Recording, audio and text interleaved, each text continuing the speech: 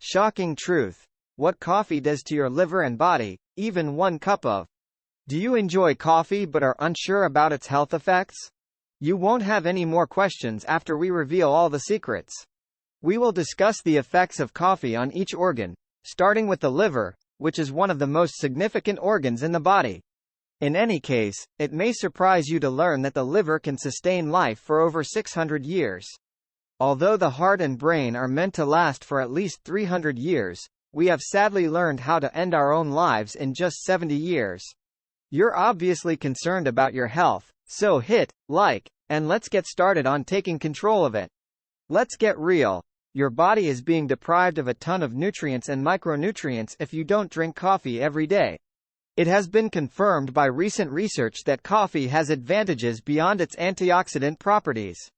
Although coffee was highly regarded and appreciated during the Middle Ages, it wasn't until the 17th century that the beans made their way to Europe, courtesy of Venetian traders who imported them from the Arab world.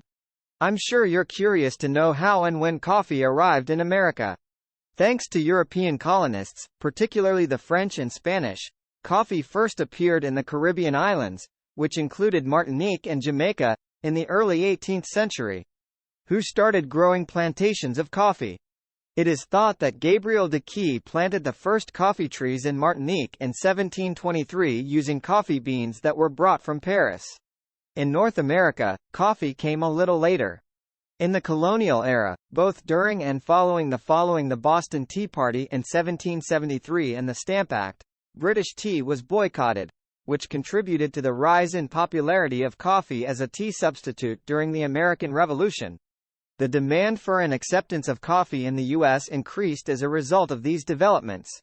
After that, coffee played a significant role in American culture as a result of growing urbanization and the Industrial Revolution. Coffee shops appeared where people could enjoy the aromatic drink brought from far-off places. Coffee is consumed nowadays for its wonderful flavor and aroma as well as to make people feel better.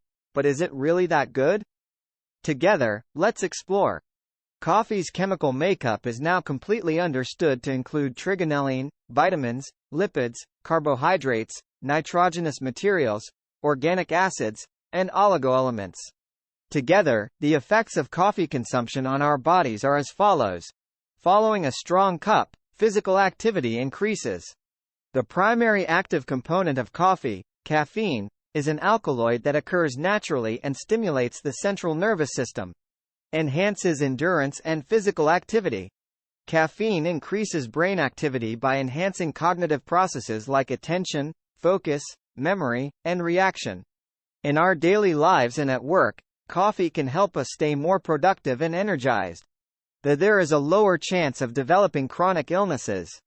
It may surprise you to learn that drinking coffee on a regular basis lowers your risk of contracting illnesses like type 2 diabetes, Alzheimer's, and even certain cancers. This is mostly because of its antioxidant qualities, which aid in shielding the body from the accumulation of free radicals. Your mood will be lifted throughout the day if you have coffee in the morning. This is because caffeine increases the production of endorphins and serotonin, two hormones that are linked to happiness and contentment. Consequently, eating ground beans in moderation can improve your mood and help you manage mild depression. Frequent coffee drinkers have a lower chance of Parkinson's disease. The presence of organic compounds and acids in coffee helps shield brain nerve cells from harm. Researchers have found that coffee drinkers have an 18% lower risk of developing the illness. These are not the only qualities that coffee possesses. The rich composition of the beans allows for the creation of beverages that are not only delicious but also functional. Lowers the risk of heart disease.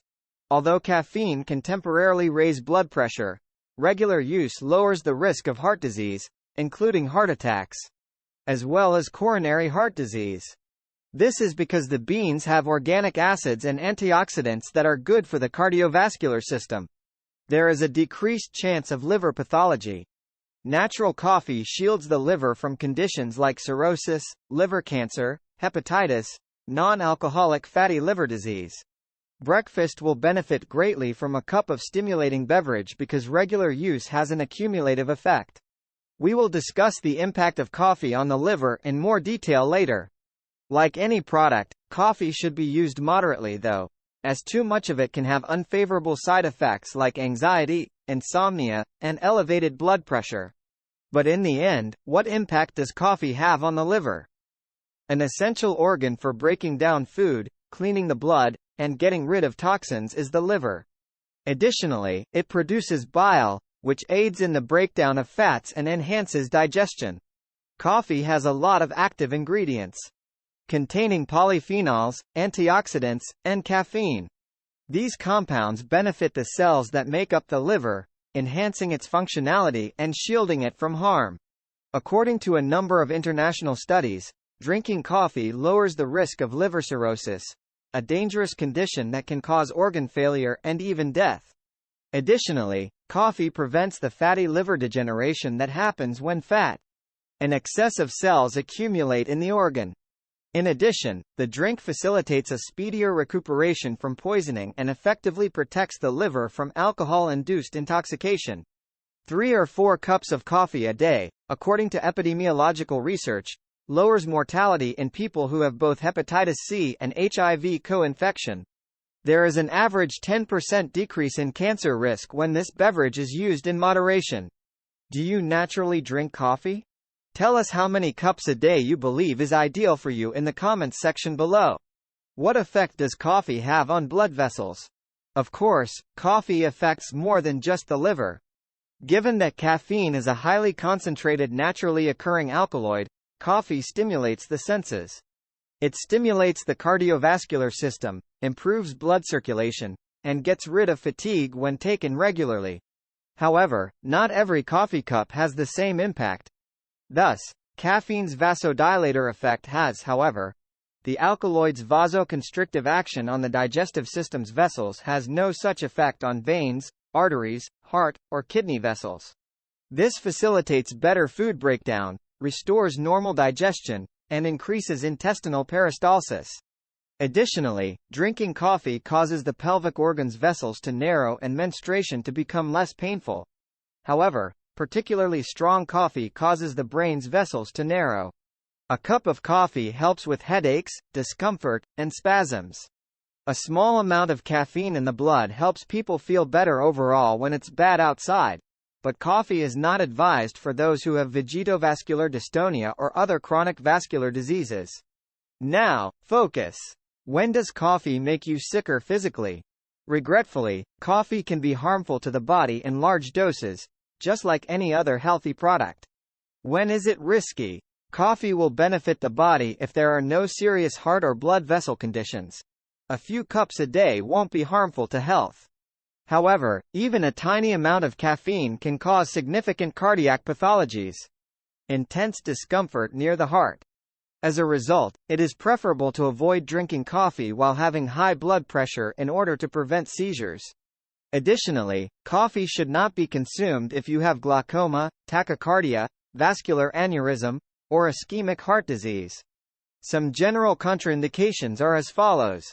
1.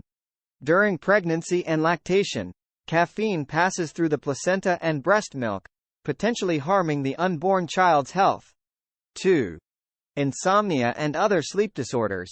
Caffeine acts as an excitant, which can cause one to disrupt their regular sleep pattern. 3.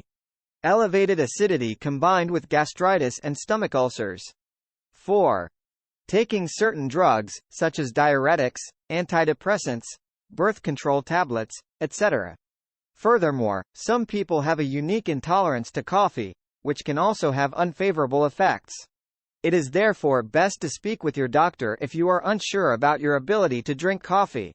Otherwise, coffee is a tasty, practical, and adaptable beverage that has a complex impact on the entire body. You can prevent many illnesses and increase your level of alertness and activity with its assistance. You can add some honey, a slice of lemon, or cinnamon to your coffee to change up the flavor and scent. You can find out more about this subject by visiting our channel and the links in the description below this video.